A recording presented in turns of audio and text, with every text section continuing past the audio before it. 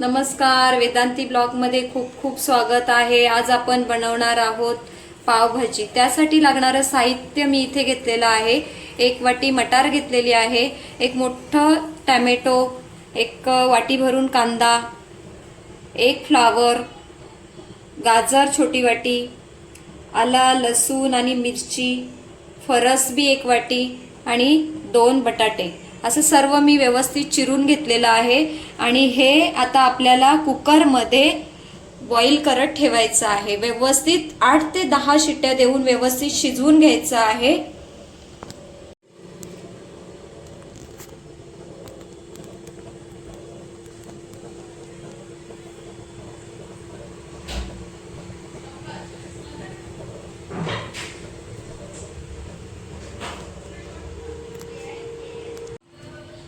इथे मी गॅसवर कुकर ठेवलेला आहे। त्याच्यामध्ये आता आपण सगळ्या भाज्या घालणार आहोत शिजण्यासाठी। भाज्या मी स्वच्छ धुवून घेतलेल्या आहेत। बटाटे, फरसबी, 1 वाटी मटार आणि 1 छोटी वाटी गाजर। गाजर एकदम थोडं घ्यायचं, नाहीतर आपली पावभाजी गोड होते, त्याला गोडीसपणा जास्त येतो, त्याच्यामुळे मी गाजर कमी घेतलेला आहे। आणि त्याच्यानंतर आपल्याला त्याच्यामध्ये घालायचं आहे पाणी आणि मीठ।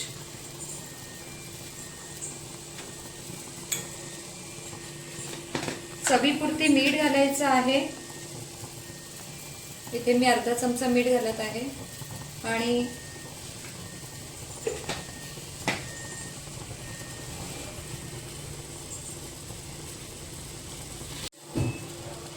त्यामध्ये आपण 1 ग्लास पाणी घालणार आहोत। मी 1 ग्लास पाणी टाकते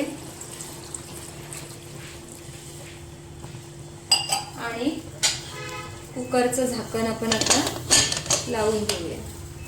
8 ते 10 शिट्ट्या आपल्याला काढून घ्यायच्या आहेत, कारण का भाजी व्यवस्थित शिजायला हवी। शिजून झाल्यानंतर सुद्धा आपल्याला ती स्मॅश करून घ्यायची आहे आणि भाजी शिजेपर्यंत पेस्ट बनवून घेऊया। मी थोडीशी कोथिंबीर पण त्यामध्ये वापरणार आहे। त्याची आपण आता पेस्ट बनवून घेऊया। बघू शकता तुम्ही, इथे भाजी मी 8 ते 10 शिट्ट्या काढून व्यवस्थित शिजवून घेतलेली आहे।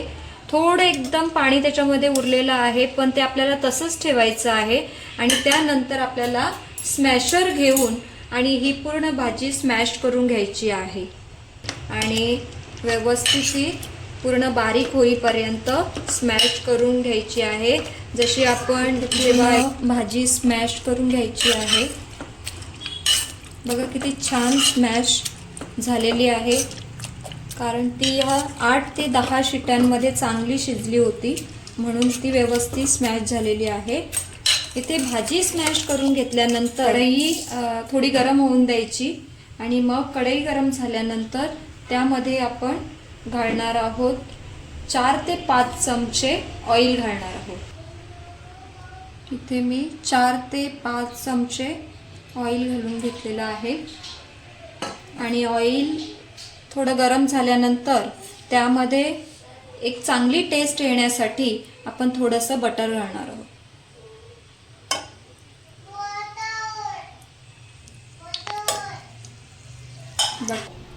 खडा मसाला घालणार आहोत आणि 2 दालचिनीचे तुकडे आणि 2 तांबडपानं।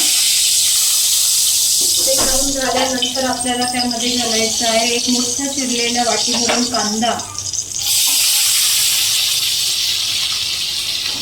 कांदा घालून घ्यायचा आणि तो व्यवस्थित असा गुलाबी रंग येईपर्यंत परतून घ्यायचा आहे।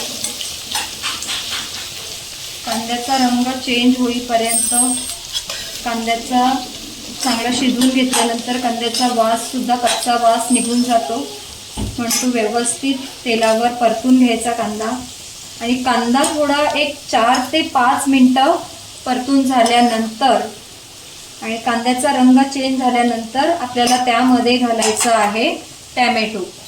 इथे कांद्याचा रंग चेंज झालेला आहे, कांदा व्यवस्थित गुलाबी होत आलेला आहे। त्याचा जो कांद्याचा क्रंचीपणा आहे तो निघून गेलेला आहे. कांद्याचा व्यवस्थित शिजून घेतल्यानंतर त्याचा वाससुद्धा निघून जातो. आणि त्यामध्ये आपण जो चिरून घेतलेलं मोठं एक टॅमॅटो ते घालणार आहोत. टॅमॅटो या कांद्यामध्ये पूर्ण व्यवस्थित मिक्स होईपर्यंत किंवा त्याचं पूर्ण शिजून घ्यायचं आहे. इथे टॅमॅटो व्यवस्थित शिजून झालेला आहे.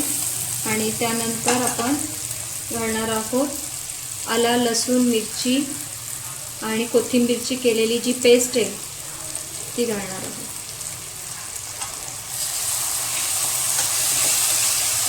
ती 1-2 ते 3 मिनटं कांदा आणि टॅमॅटो सोबत व्यवस्थित परतून घ्यायची, थोडी शिजवून घ्यायची.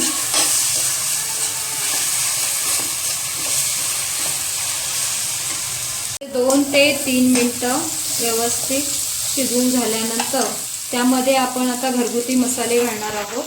इथे मी अर्धा चमचा हळद घालते. मीठ आपण भाजी शिजवताना पण घातलेलं, म्हणून इथे मी अर्धा चमचा फक्त मीठ घालते. आणि अर्धा चमचा कांदा लसूण मसाला आणि अर्धा चमचा गरम मसाला आणि घरगुती लाल तिखट मसाला मी 1 फुल चमचा भरून इथे घालते. हे मसाले त्याच्यावर व्यवस्थित 10 सेकंद मिक्स करून घ्यायचे. आणि त्यानंतर मी ह्याच्यामध्ये घालणार आहे पावभाजी मसाला. हा बघा, इथे मी सुहानाचा पावभाजी मसाला वापरलेला आहे, तो आता आपण याच्यामध्ये घालणार आहोत.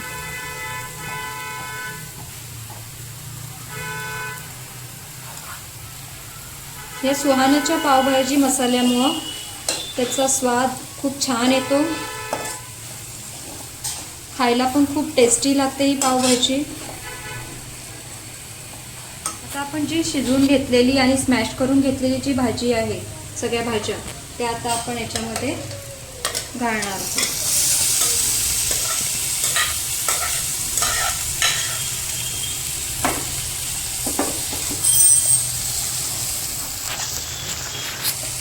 बघा तुम्ही भाजीला कसा छान रंग आलेला आहे.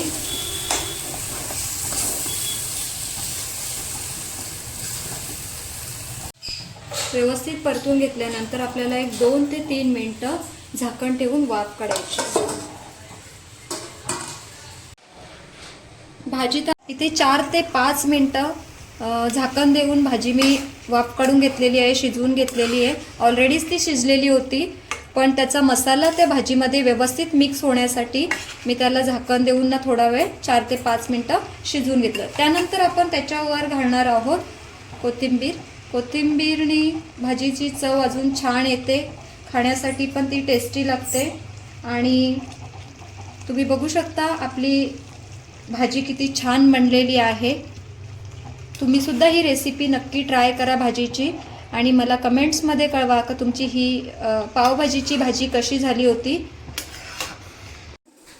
पाव कट करून घेऊया आणि बटर लावून ते व्यवस्थित पॅनवर गरम करून घ्यायचे आहेत. बटर आणि थोडी भाजी पण त्याला लावायची का त्या पावांचा स्मेल छान येतो. बघा मी ते कट करून घेतलेले आहेत. बटर आणि थोडी भाजी लावून पाव गरम करण्यासाठी ठेवलेले आहेत. गरम करून आणि नंतर मग आपण बनवलेल्या भाजीसोबत खाणार आहोत. इथे आता आपली पावभाजीची प्लेट रेडी झालेली आहे. तुम्ही बघू शकता किती छान टेक्स्चर पावभाजीचं आलेलं आहे. चवीला सुद्धा तशीच लागणार आहे. आणि तुम्हाला जर ही रेसिपी आवडली तर नक्की ट्राय करा, सबस्क्राईब करा, लाईक करा आणि शेअर करायला विसरू नका. थँक्यू.